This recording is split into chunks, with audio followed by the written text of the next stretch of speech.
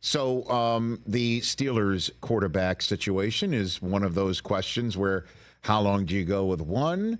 And the only issue, it seems, is the other quarterback, as Mike Tomlin points out, the veteran in Russell Wilson isn't available because he's not ready to practice fully, unless that's just something that he's saying while he's waiting for Justin Fields to really push the pedal to the metal here. Like, what's your sense of what is happening in Western PA in advance of two 2-0 teams, Chargers, Steelers, playing each other this weekend?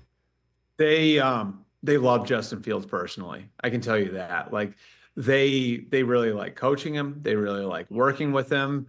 And I think you've conversed with Justin some too, right, Rich? Like he is a Steeler. You know what I mean? Like, and I know that sounds weird for a guy who's been there for 6 months, but like he really kind of has the makeup and the demeanor of a Pittsburgh Steeler. So he's fit in really well.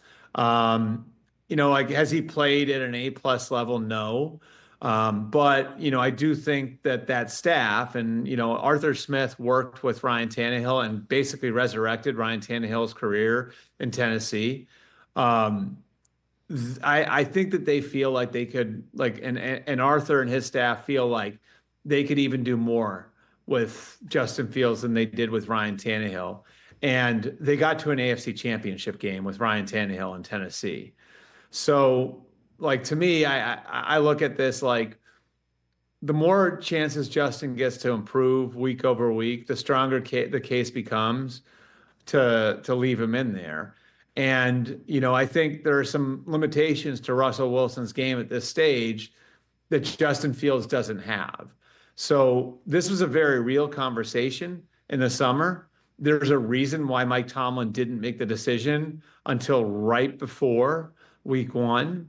And like, I do think like that the longer Justin stays in there, and he doesn't even need to be a superstar, the more he shows progress week over week, and he showed progress week 2 over week 1, the more he shows progress week over week, the greater the case becomes for him to stay in there. Now, the one thing about it, like, and I think this is like another thing that's sort of a twist to the way you handle this, is like, if Russell's not going to be the starter, can you keep him on the roster?